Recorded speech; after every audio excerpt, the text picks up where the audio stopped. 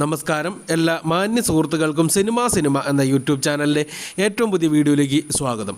ഇപ്പോൾ കേരളത്തിൽ കത്തിപ്പടർന്നുകൊണ്ടിരിക്കുന്ന ഹേമ കമ്മിറ്റി റിപ്പോർട്ടും അതുമായി ബന്ധപ്പെട്ടിട്ടുള്ള വിവാദങ്ങളും വലിയ കാര്യമായിട്ട് ചർച്ച ചെയ്യപ്പെട്ടുകൊണ്ടിരിക്കുന്ന അല്ലെങ്കിൽ ഇങ്ങനെ കത്തിപ്പടർത്താൻ കാരണമായിരിക്കുന്നത് നമ്മുടെ ഇവിടുത്തെ ചാനലുകളാണ്, മാധ്യമങ്ങളാണ് എന്നുള്ളൊരു കാര്യത്തിൽ ഒരു സംശയവും വേണ്ട. അവർക്ക് താല്പര്യമുള്ള വിഷയങ്ങളിൽ മാത്രം പ്രതികരിക്കുന്നു എന്നതിനെക്കുറിച്ച് നമ്മൾ പലപ്പോഴായിട്ട് പല പ്രാവശ്യം പറഞ്ഞിട്ടുണ്ട്. ഈ ഒരു വിഷയത്തിലും പല വീഡിയോകളിലും നമ്മളത് പറഞ്ഞിട്ടുണ്ട്.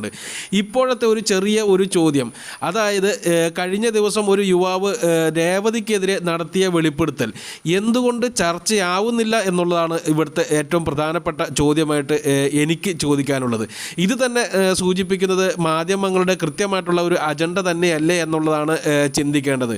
അതായത് ഒരു യുവാവ് രഞ്ജിത്തിന് എതിരെ നടത്തിയ പരാമർശം വലിയ കാര്യമായിട്ട് ചർച്ച ചെയ്യപ്പെടുകയും രഞ്ജിത്തിനെ വളരെയധികം ഒരു ദിവസത്തോളം പൂർണ്ണമായിട്ടും രഞ്ജിത്തിനെ അങ്ങോട്ട് ക്രൂശിക്കുകയും ചെയ്ത മാധ്യമങ്ങൾ പിറ്റേ ദിവസം ഇതേ യുവാവ് തന്നെ പറയുന്നു തൻ്റെ നഗ്ന ഫോട്ടോസ് രേവതിക്കാണ് അദ്ദേഹം അയച്ചു കൊടുത്തതെന്ന്.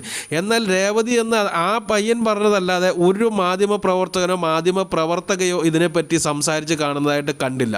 എന്തുകൊണ്ടാണ് അങ്ങനെ ഒരു രണ്ട് തരം നിയമം ഇവിടെ നടപ്പാക്കുന്നത് എന്നുള്ളത് ചോദിക്കേണ്ട ഒരു കാര്യം തന്നെയാണ്. ഇവർക്ക് കൃത്യമായിട്ടുള്ള എന്തെങ്കിലും ഒരു പ്ലാൻ ഉണ്ടോ എന്നുള്ളതും അറിഞ്ഞിരിക്കേണ്ട ഒരു കാര്യം തന്നെയാണ്. എന്ത് തന്നെയായാലും രേവതിക്കെതിരെയും അന്വേഷണം വേണമെന്ന് തന്നെയാണ് എനിക്ക് പറയാനുള്ളത്. ഇത് സത്യമാണോ ഇല്ലയോ എന്നുള്ളതൊന്ന് നമുക്ക് പറയാൻ സാധിക്കത്തില്ല.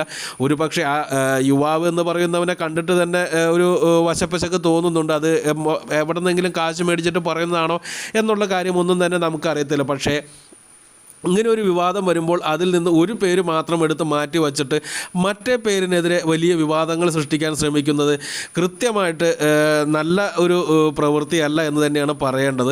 എന്ത് തന്നെയായാലും രേവതിയുടെ പേരും പുറത്തു വരണം, രേവതിയെക്കുറിച്ചും അന്വേഷണം വേണം. മറ്റൊരു കാര്യം കൂടി ഇവിടെ എടുത്ത് സൂചിപ്പിക്കാനുള്ള ഇതുമായിട്ട് യാതൊരു ബന്ധവുമില്ലാത്ത കാര്യമാണ്.